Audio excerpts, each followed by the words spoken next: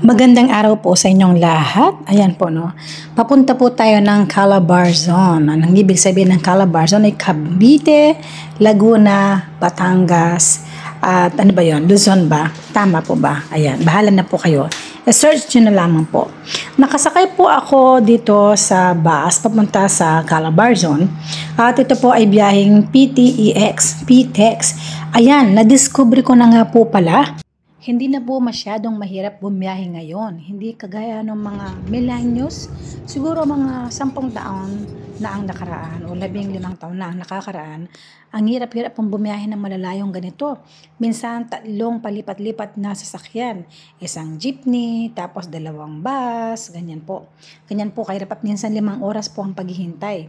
Ngayon po dahil sa PTEX, na Parañaque Terminal Express, lahat po ng mga bus doon ay nagkikita-kita o kahit saan galing na probinsya. At doon po sa bus na terminal na yon ay makakahanap po kayo ng ibang mga bus papunta sa mga ibang lugar kagaya ng Batangas, kagaya ng Laguna, kagaya ng Sorsogon, papuntang Bicol. Madami po doon. Kaya ako po tuwang-tuwa dahil na-discover ko na mayroon palang PTEX o PTEX na bus at may PTEX na bus terminal o Parañaque Terminal Express. Kaya naman po ito ibinabahagi ko sa inyo dahil ako po talaga ay maginhawa sa aking pagbibiyahe. Ayan, kahit umuulan.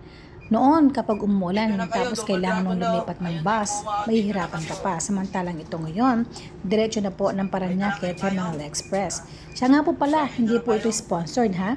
Hindi po ako binayaran para sabihin ko to. Ibinabahagi ko lang po ang aking karanasan. Upang nang sa gayon, baka meron pa pong hindi pa nakakaalam sa inyo na meron pong PTEX na bus. Minsan nga no, ang maganda pa dito no, ang babait ng mga driver at ang babait ng mga conductor sa PTEX bus. Lalong-lalo ang sinakyan ko po ay Solid North. Hindi po sponsored, no? Talaga lang laging sinasakyan ko Solid North. Upang nang sa gayon po, alam ko po na madami po tayong naririnig na mga insidente o mga aksidente sa mga Solid North na bus. Hindi naman po lahat po, no? Siguro talagang nagkakataon lamang yun at wala namang may kagustuhan na mangyari ang mga ibang mga pangyayaring hindi natin gusto o ang mga pangyayaring hindi natin inaasahan. Di po ba? Hindi po natin ipipredikto ang mga nangyayari. Sa bagay, ito nga po, ibinabahagi ko lamang sa inyo ang aking karanasan at nawa po ay wala pong magalit sa akin. Dahil sa pagbabahagi kong ito, baka sabihin ako po ay ano ba yung tawag doon? Bias baga? O unfair? Ang tinatawag na unfair. Sa gayon, gusto ko pong ipakita sa inyo gaano na po kalawak at kadevelop ang Maynila. Dahil matagal-tagal din pong panahon na hindi ako bumibiyahe. At ngayong nakita ko ang biyahe dahil nga walang kaabog-abog at walang kahirap-hirap, isang sakay lang at dyan, wala. Talaga namang uupo ka lang at maghihintay mo lang na makarating ka sa PTEX terminal. Napakaswabe po ng biyahe. At nakikita nyo nga po, kanina malakas ang ulan, ngayon umuulan-ulan pa. Pero dahil nandito tayo sa bus na to na napaka-kumbinyente, kaya ayan, maayos po. Isang biyahe lang ako, isang sakay lang ako, papuntang Parañaque Terminal Express. At mula doon ay kukuha po ako ng aking bus. Hindi po kukuha pala. Titingin ako ng aking bus na masasakyan papuntang Calabarzon. Marami rin po ako mga nakikilalang mga tao doon sa PTEX Terminal. Kasi iba't ibang tao nga ang nandun, kagaya ng may galing sa Cagayan, may galing sa Sorsogon, may galing sa Samar. Iba't iba po ang mga pinanggalingang lugar nila. Kaya para bagang sa isang bus terminal ay nagkikita-kita ang mga tao na iba't iba ang pinagmulan at iba't iba din ang pupuntahan. Iba, maganda yun. At ito na nga po, no? Malapit na po tayo, no? Nakaidlip na po ako. Ayan.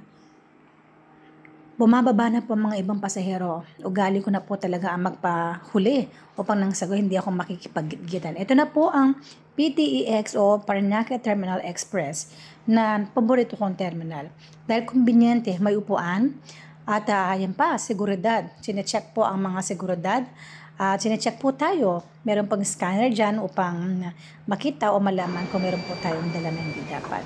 Meron bang mga mababait na gwardiya at mga mababait na nag-a-assist po kung meron po tayong mga dala-dalain. At sa mga mahilig po sa mga mall, nais ko pong malaman nyo na parang mall din ang PTEX Terminal dahil marami pong pwedeng bilhin dito. Mga damit, mga bag, o pwede rin kayong kumain o bumili ng mga merienda nyo dito. Marami po dito mga restaurant o mga lugar ng kainan, mga establishmento. Kakaiba nga po, conveniente nga. Yung meron po kayong mabibili ng mga tinapay, meron po kayo, nandito po yung mga paborito natin, Jollibee, McDonald's, meron po dyan.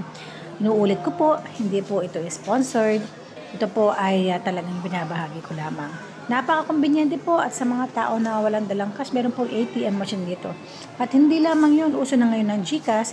Yung ibang mga establishmento po ay tumatanggap na ng GCash. Okay? Maraming salamat po sa inyong panonood. Nawa po ay nag-enjoy po kayo sa panonood nito, no? Sa mga naipakita ko sa kanya, kagaya niya, no? May mga siomay pa dyan kung gusto pong magmerienda. At yung mga gustong magtingin-tingin ng mga damit-damit dyan. O yung mga mahilig po sa mga tinapay, yung mga cookies, mga pastries, ganun ba? Pastries ba ang tawag doon? At ayan, yung mga may paborito dyan sa atin, mga nakaugali, Kentucky Fried Chicken. At kung yung mga gustong kumuha po ng lisensya, meron nga po palang LTO dito sa PTEX. Diba? Ang ganda? Lahat na lang meron din dito. At ayan, no? Pwede po kayong mag-take out ng mga pagkain, may po mga chicken dito, mga fried chicken. Pwede rin po kayong magpahinga dahil marami pong mga upuan sa mga waiting area na may bakante. At marami po ako naging paboritong pagkain dito. Ayan, meron pong mga ganyan, may mga tapsilogan, parang mayroon pang pangapares, iba-iba po. Meron namang mga Japanese restaurant kung gusto nyo naman na yayamanin.